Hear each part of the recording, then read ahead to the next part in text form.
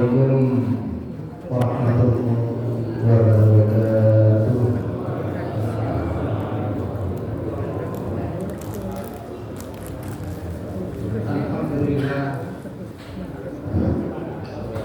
Alhamdulillah, alhamdulillahirabbil alamin. Wa bihi nasta'inu ala umuri dunya waddin. Wassalatu wassalamu ala Rasulillah wa ala alihi wa ashabihi wa mawala. Ya, sama-sama kita hormati pimpinan cabang Muhammadiyah Pinangan Timur serta pimpinan cabang Aisyah dan juga pimpinan ranting Muhammadiyah Aisyah Tanjung serta seluruh yang hadir dari ranting yang ada di Pinangan Timur.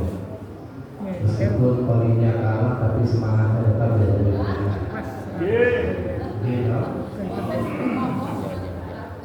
Bapak Ibu, kita bersyukur pada Allah pada hari ini kita bisa ketemu dalam rangka yaitu menggerakkan organisasi melalui pengajian.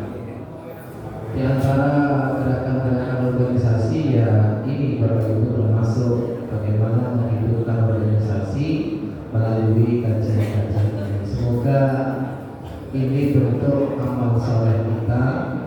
Di samping kita beriman kepada Allah, kita buktikan dalam amal soleh. Amin ya rabbal alamin. Salawat dan salam semoga Allah selalu curahkan pada Nabi kita Muhammad Sallallahu Alaihi Wasallam yang kita jadikan uswah hasanah dalam kehidupan kita sehari-hari. Saya diamanati untuk menyampaikan akidah 1, 2, dan 3. Tapi hari ini akidah 1 dulu, dan nanti pertemuan selanjutnya akidah 2 dan 3. Saya yakin kita sudah sering mendengar bahwa agama kita Islam itu dibangun melalui 4 pilar. Pilar pertama adalah al-aqidah, kemudian yang kedua adalah ibadah, dan yang ketiga adalah al-akhlak, dan yang keempat yaitu muamalah duniawiyah.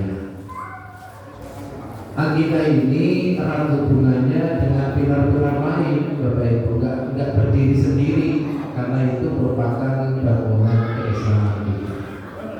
Kita perkuat akidah toh, tapi kalau enggak diperkuat ibadah, akhlak, dan muamalah, juga tidak terbangun agama kita Islam. Agama kita Islam itu bisa terbangun kalau 4 pilar ini sama-sama berpotensi tegak untuk membangun agama kita. Nah, akidah itu harus dibuktikan dengan ibadah. Bapak Ibu katanya punya akidah, punya iman, maka pertanyaan kita, mana buktinya? Ya buktinya ya kita beribadah. Begitu. Ibadah seperti ini termasuk ibadah ghairul mahdhar. Ibadah itu kan ada 2, ibadah mahdhar dan ibadah ghairul mahdhar. Ibadah mahdhar, ibadah yang dituntunkan oleh Rasulullah, tata caranya dan sebagainya. Sedangkan ibadah ghairul mahdhar yang niatnya memang karena Allah. Jadi kita seperti ini namanya ibadah ghairu mahdhar.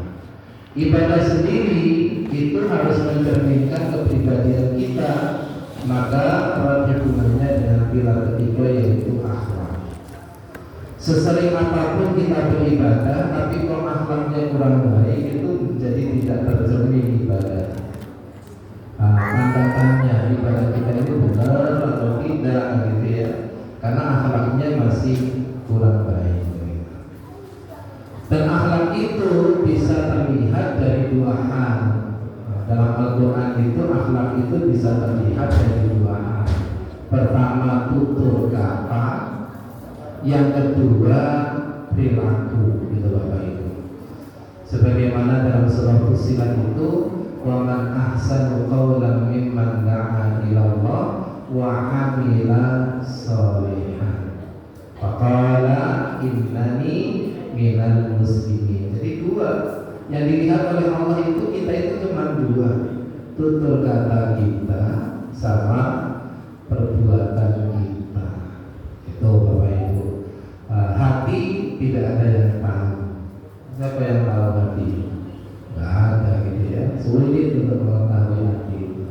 Meskipun hati itu menggerakkan seluruh badan, tapi hakikatnya hati sendiri sulit untuk kita ketahui. Yang kita ketahui hanya perbuatan kita. Kemudian akhlak itu harus diuji Bapak Ibu dalam kajian PHIWM itu. Akhlak itu harus diuji melalui muamalah duniawiyah. Kira-kira ketika kita bermuamalah duniawiyah itu masih memiliki akhlak atau tidak? Pada kesempatan ini yaitu al-aqidah. Aqidah itu prinsip hidup. Jadi aqidah itu prinsip hidup yang berlandaskan tauhid kepada Allah.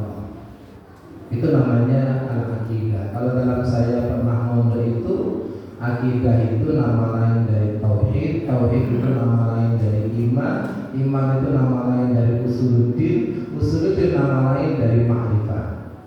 Kalau panjenengan menekuni tasawuf, maka iman, aqidah itu dinamai ma'rifat.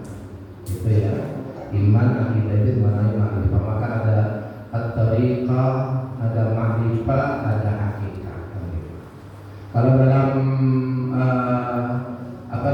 dalam filsafat ada Islam, ada iman, ada ihsan. Jangan suka yang mana? Islam, iman, ihsan, atau gunakan tasawuf, tariqah, ma'rifat, hakikat. Ayo Bapak Ibu, jangan suka yang mana? Cuman yang ini angel Bapak Ibu. Kalau orang mencoba tidak kuat ilmunya dulu, ilmunya nggak kuat mencoba ini bisa-bisa tipis-tipis dengan agama lain. Tipis-tipis dengan agama lain. Begitu ya. Karena dia harus kuat dulu ilmu agamanya baru mencoba ini. Tapi kalau enggak ya tipis-tipis itu Bapak Ibu. Sulit membedakan agama Islam atau agama Hindu. Bapak Ibu yang saya hormati, ketika kita berakidah, beriman, bertauhid, itu tidak hanya doktrin saja, tetapi itu tauhid, iman, akidah itu harus menjadi energi yang menggerakkan tindakan kita. Kayak kita haji itu Bapak Ibu, haji itu kan ada tawaf. Tawaf itu energi kita bergerak. Energi Bapak Ibu, subhanallah, walhamdulillah, wala ilaha illallah, Allahu akbar, muter terus sampai di rukun yang lagi, Rabbana atina gitu ya, sampai hajar aswad lagi, subhanallah, itu muter Bapak Ibu. Itu energi hidup kita itu ya tidak jauh berbeda seperti tawaf itu. Dengan tadi mulai subuh sudah berapa kali keluar dari rumah? Sampai sekarang ini berapa kali keluar dari rumah loh? Subuh keluar kemana, masuk lagi rumah, terus lagi ke sini dengan keluar, nanti pulang lagi, gitu kan? Tidak jauh. Nah, itu diharapkan energi kita memuteri rumah dari tempat mana ke mana itu diharapkan adalah tauhid, ya, tauhid, akidah, begitu. Jadi tidak hanya sekedar bergerak. Itu yang dimaksud dengan akidah itu. Untuk biar kita itu bersinergi tauhid, gerakan kita itu menjadi gerakan yang di energinya tauhid, maka Rasulullah pernah menyampaikan ke kita Bapak Ibu, kullu amrin dibalin la yubda bi bismillah fa huwa haqqa. Setiap urusan yang sangat baik kok tidak dimulai dengan bismillah, itu terputus sia-sia. Terputusnya apa? Tidak bernilai pahala. Dengan beri bismillah semoga berjaya. Ayo kalau perlu kita bareng-bareng bismillahirrahmanirrahim. Jangan-jangan nggak sadar kita kesini belajar. Nah, gitu ya. Ini Bapak Ibu, mari setiap apa saja bismillahirrahmanirrahim. Ibu-ibu masak itu bismillah enggak? Bismillahirrahmanirrahim. Bapak-bapak mau menanam apokat itu ya bismillahirrahmanirrahim. Nanti kalau panen nanti kita kesana bareng-bareng gitu ya. Bapak Ibu yang saya hormati, prinsip daripada akidah, tauhid, iman itu yaitu prinsipnya berupa tauhid kepada Allah. Jadi akidah itu harus mengisahkan Allah, dan itu sudah diletakkan oleh Nabi Ibrahim. Nabi Ibrahim Bapak Ibu yang meletakkan dasar tauhid. Nah, yang meletakkan dasar tauhid itu Nabi Ibrahim. Meskipun Nabi Adam, Nabi Idris, Nabi Nuh juga iya, tapi dasar ilmu tauhidnya itu Nabi Ibrahim. Nah, Nabi Ibrahim itu pernah suatu saat Bapak Ibu melihat kehidupan masyarakatnya sama ayahnya itu kok tidak nyaman dilihat itu. Kenapa tidak nyaman? Karena ayahnya dan masyarakatnya itu menyembah patung yang dibuat sendiri. Akhirnya Nabi Ibrahim itu berniat ingin menghancurkan patung-patung tersebut. Itulah namanya dasar tauhid itu di situ, meletakkan dasar tauhid. Nah, ketahuan di pagi harinya kemudian Nabi Ibrahim ditangkap dan dibakar. Tapi Allah berpesan kepada Nabi Ibrahim, ya naru kuni bardan wa salaman ala Ibrahim. Wahai api, jadilah pendingin dan penyelamat untuk Nabi Ibrahim. Selamat Bapak Ibu. Akhirnya Nabi Ibrahim sudah lepas dari orang tuanya, melalang buana. Itu kan dalam surah apa itu ada. Nama bapaknya Nabi Ibrahim yaitu siapa? Wa qala Ibrahim li abi Azar. Nama ayahnya namanya Azar. Wa qala Ibrahim li abi Azar atatakhiru asnaman alihah. Selanjutnya akhirnya Nabi Ibrahim berpetualangan mencari Tuhan. Bapak Ibu pernah mencari Tuhan? Ayo, jangan pernah nggak mencari Tuhan? Dereng. Maka dari itu kan sosok kita itu kalau nggak butuh, Tuhan itu diibaratkan baju yang sudah tidak dipakai dicantolnya. Ya. Kalau pas butuh kita pakai, ya. Lebih banyak butuhnya apa lebih banyak tidak butuhnya? Ini Bapak Ibu, mari bersama-sama bertauhid itu ilmu yang paling luar biasa kalau saya itu, tapi dipraktekannya agak sulit-sulit gimana? Karena bertauhid itu kan kita itu seperti baju tadi. Kadang-kadang kalau nggak butuh baju itu ya sudah tahu ada berhari-hari kuyuran. Sama ketika kita nggak butuh Allah itu ya sudah. Kalau pas butuh baru itu luar biasa. Itulah Bapak Ibu yang disebut. Dan Nabi Ibrahim berpetualangan itu langsung melihat matahari, melihat kaukab dulu, yaitu bintang-bintang di langit. Kemudian mengatakan inilah Tuhan. Ternyata tidak. Kemudian meneruskan lagi melihat bulan. Falamma ra'al qamara baziqan qala hadza rabbi. Melihat bulan ternyata tidak Tuhannya. Kemudian melihat matahari di hari kesempatan begitu, dan matahari dianggap Tuhannya karena lebih besar. Ternyata tidak juga. Akhirnya kesimpulannya seperti salah satu doa iftitah, inni wajjahtu wajhiya lilladzi fataras samawati wal arda hanifan wa ma ana minal musyrikin. Akhirnya Nabi Ibrahim kuat sekali karena dia telah mencari Tuhannya.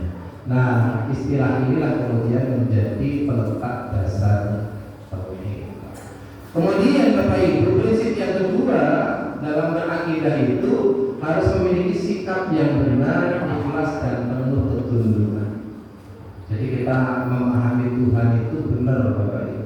Jangan sampai memahami Tuhan itu tidak benar. Ya.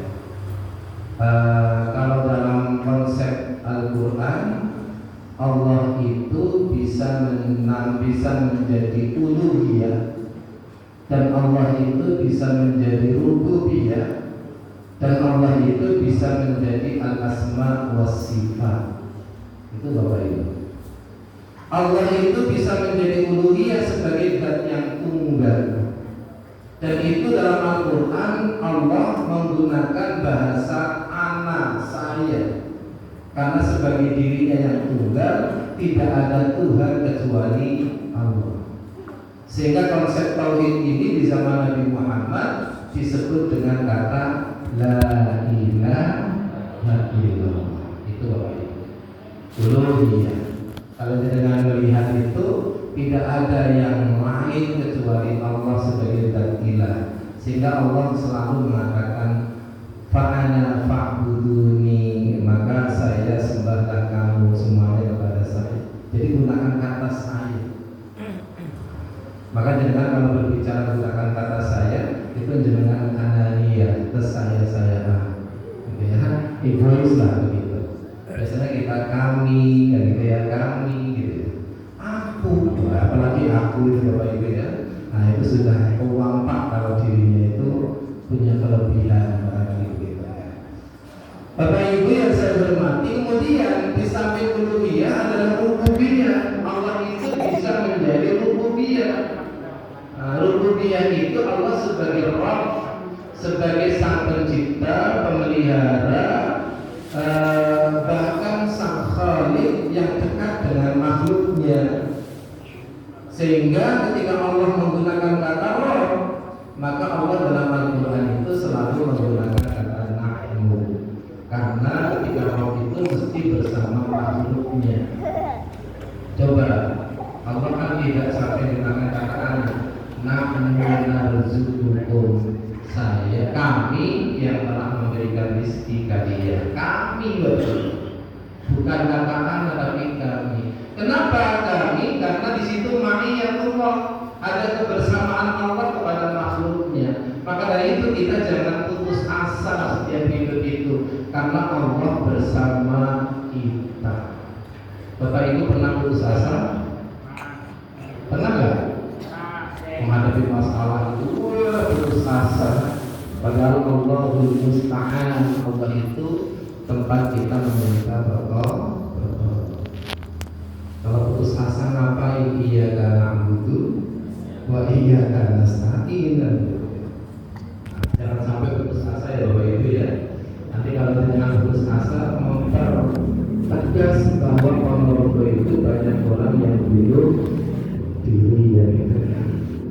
Banyak Ponorogo itu dulu, sekarang sudah berkurang dulu gitu ya. Kemudian yang ketiga, Allah itu sering kadang di samping menggunakan kata ilah, kata Rabb, itu Allah selalu dengan nama-nama dan sifat-sifatnya. Para ulama ada yang membedakan nama itu sendiri, sifat itu sendiri. Tapi kalau di kajian Tarjih Muhammadiyah, nama-nama dan sifat-sifatnya itu ya tetap yang sejumlah al-asmaul husna, nama-nama Allah itu.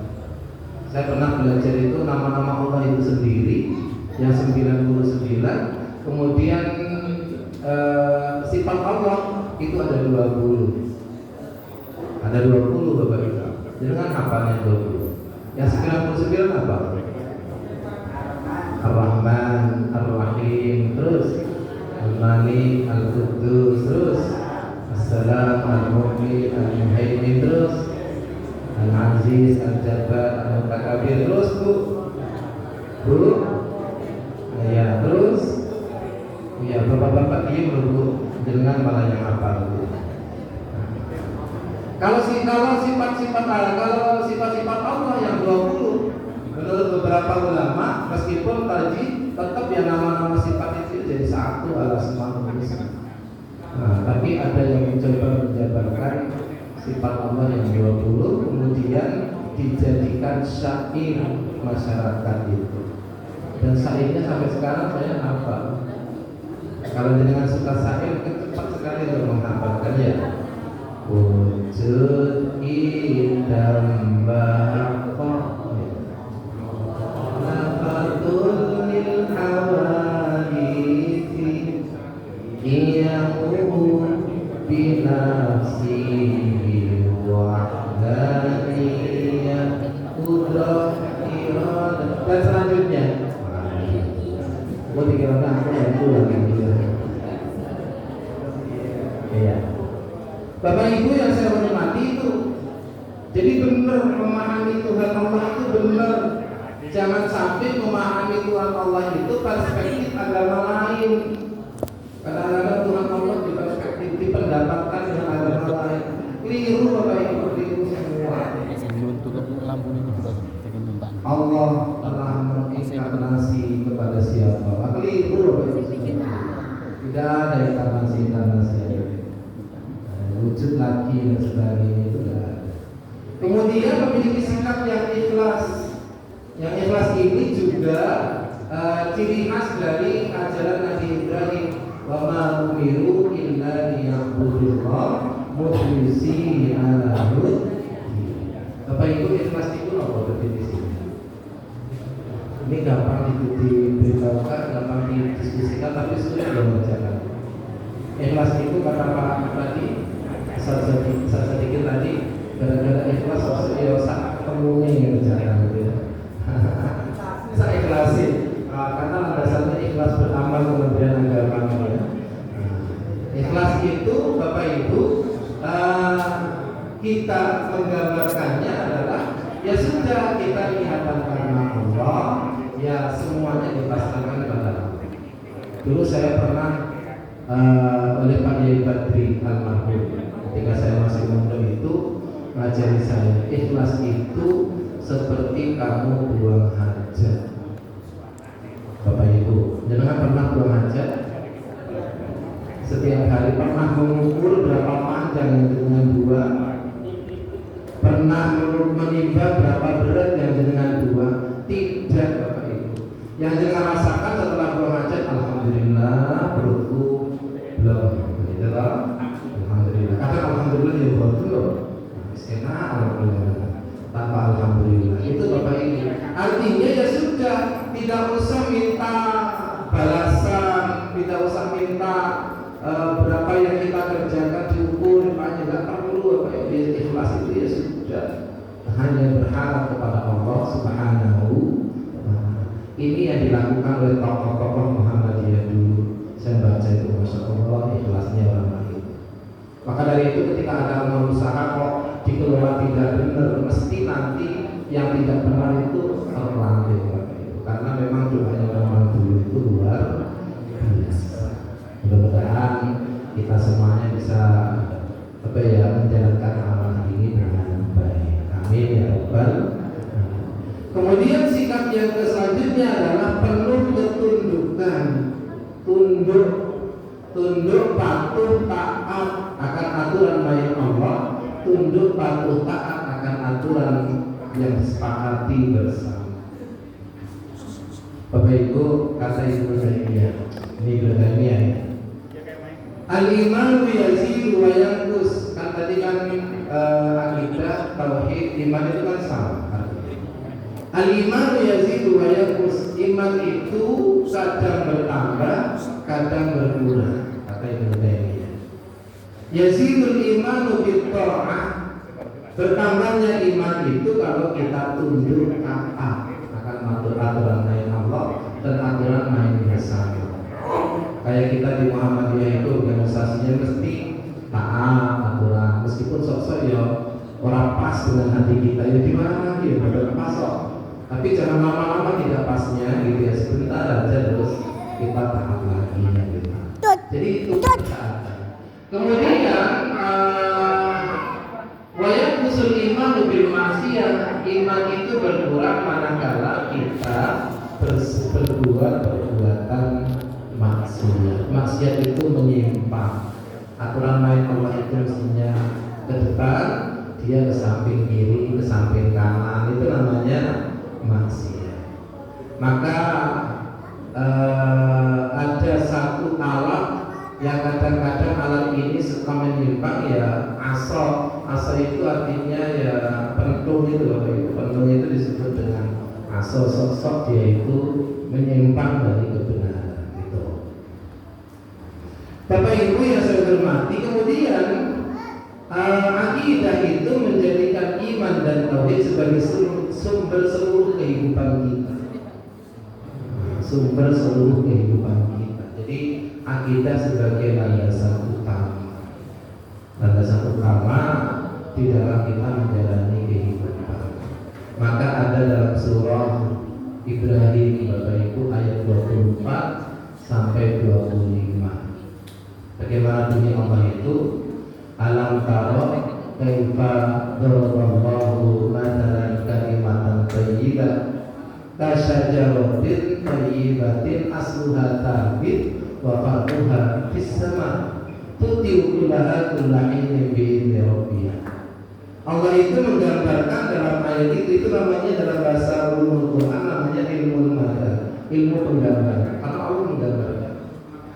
Alam tara kaifa daraballahu matalan kalimatan thayyibah. Apa kamu tidak memperhatikan bagaimana Allah memberikan gambaran satu kata? Kalimat itu kan dalam bahasa Indonesia namanya kata.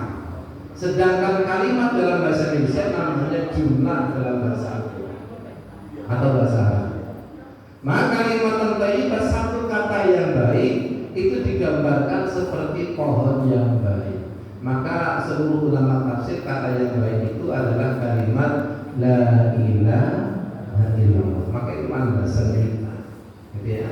Tauhid itu, akidah itu landasan kehidupan kita. Maka digambarkan seperti pohon yang baik.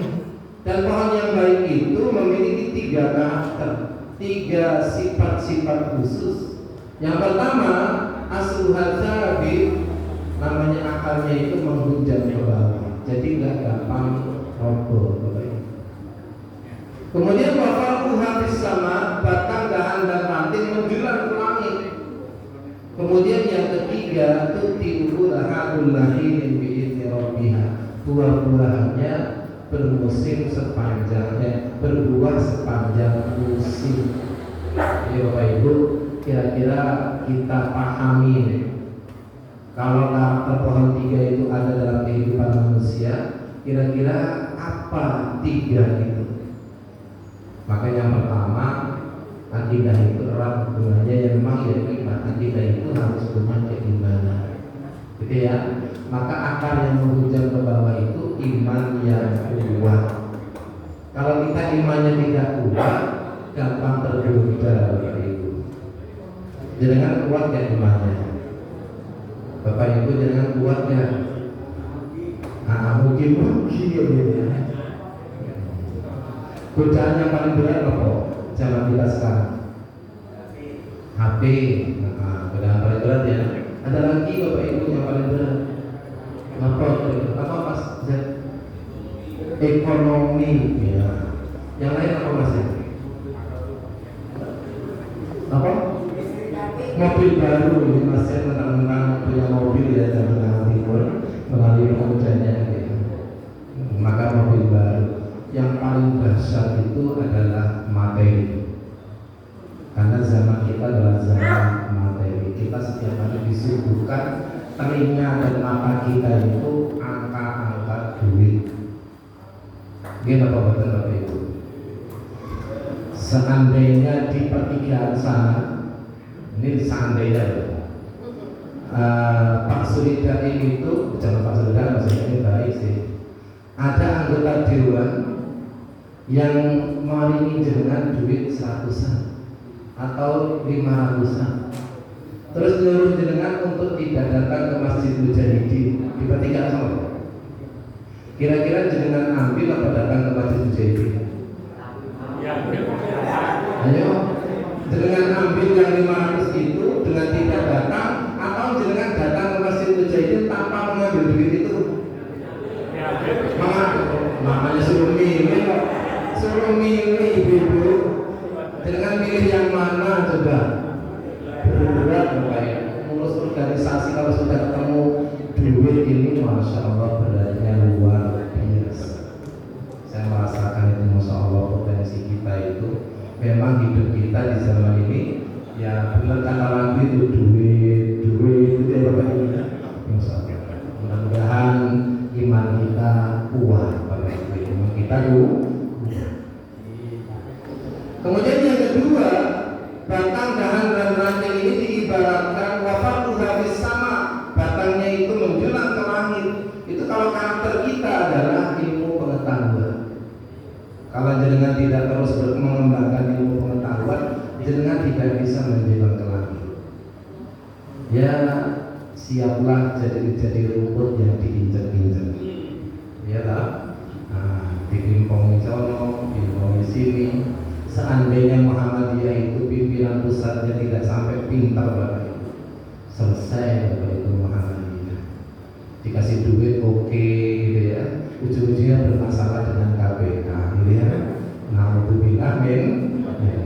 Maka kita untung, gitu, tokoh-tokoh kita pintar-pintar, gitu ya, punya ilmu pengetahuan yang luar biasa, kita manfaatkan. Maka pada saat nanti akan menutup rangkaian Milad Muhammadiyah tanggal 22 November. Jadi betul kata Pak Sadikin bahwa Milad Muhammadiyah tahun ini semarak karena berbagai lomba-lomba, termasuk nanti akan ada lomba Muhammadiyah, Mares Muhammadiyah dan Mares Ranting itu penting. Tapi pakai video. Ibu-ibu, Mares Aisyah dan Ranting itu penting. Sebentar lagi ada surat dari panitia. Nah, gitu ya.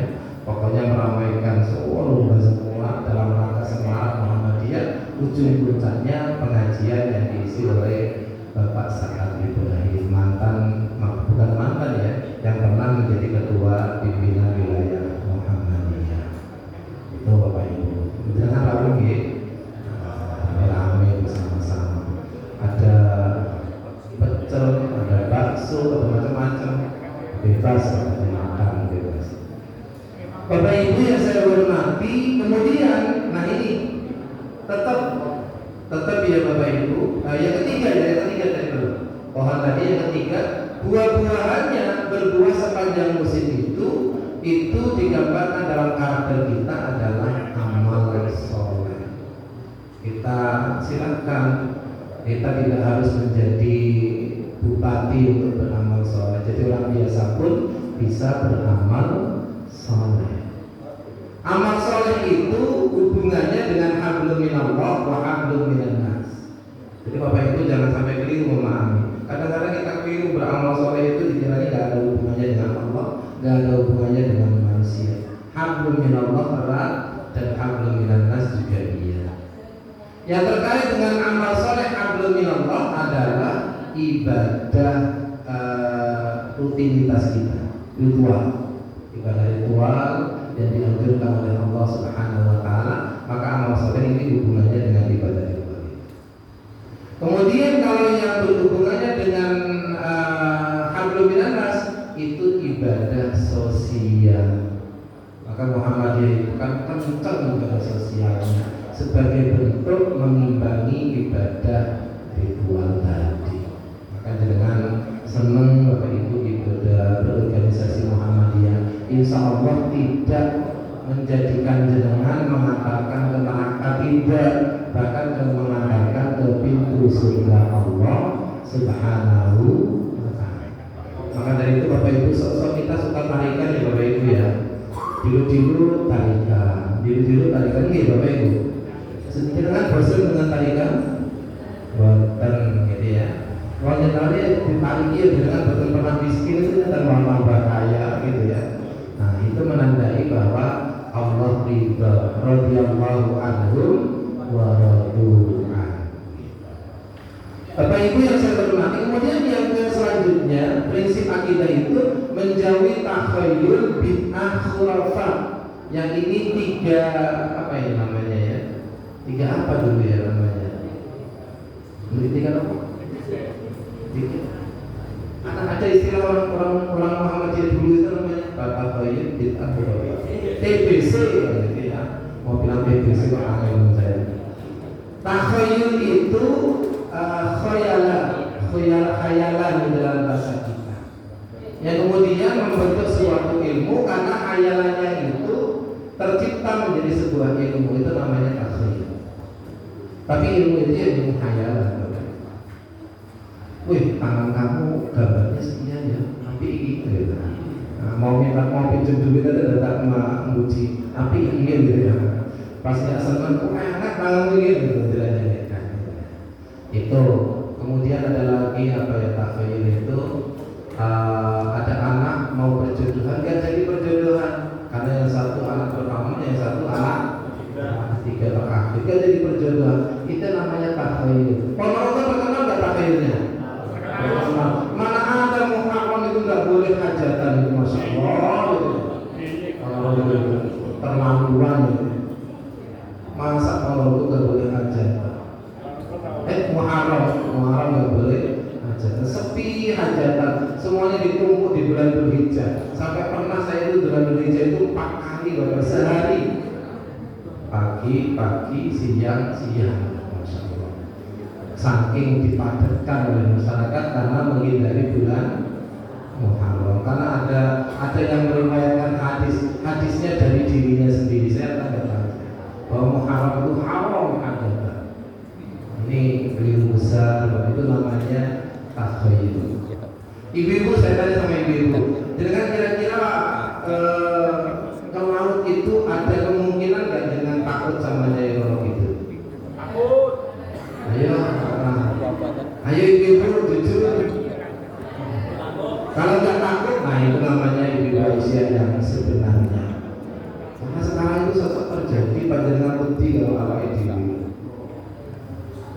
Dikiranya Nyai itu beneran, padahal itu adalah hegemoni sosial. Dalam ilmu sosial itu ada hegemoni, himpitan untuk kepentingan politik. Bayangkan Nyai itu ikat dengan penguasa. Yang terjadi apa? Masyarakat putih. Akhirnya karena putih Nyai itu lebih juga sama penguasa. Itu kan untuk hegemoni. Sama dengan juga kalau ada ketemu satu Muharram, yang terjadi apa? Kira pusaka. Pak bupatinya dikira karena Ponorogo dianggap punya keraton dan itu orang-orang yang melikuk-likuk menghormati Pak Bupati. Akhirnya kita itu respect sama Pak Bupati, menghormati luar biasa. Masyarakat awam yang tidak pintar mereka respect sama Bupati karena Pak Bupati bikin. Padahal Ponorogo itu tidak keraton. Kapan Ponorogo punya keraton? Nah, inilah hegemoni sosial itu muncul. Itu namanya takhayul. Kemudian yang kedua adalah bid'ah. Bid'ah itu adalah melaksanakan ibadah yang tidak ada tuntunannya. Ibadah tapi kalau muamalah tidak ada bid'ah Bapak Ibu. Yang bid'ah itu hanya di ibadah. Jangan kalau muamalah kalau dijual utang bid'ah tidak ada. Kalau dalam hadis Rasulullah gitu ya, untuk membedakan antara laki dan perempuan dalam satu majlis, sehingga di Al-Madinah Al-Munawwarah belajar itu laki-laki sendiri, perempuan sendiri. Nah gitu. Kalau aku hadir, dosanya itu perempuan, hanya suaranya Pak yang muncul oleh laki-laki.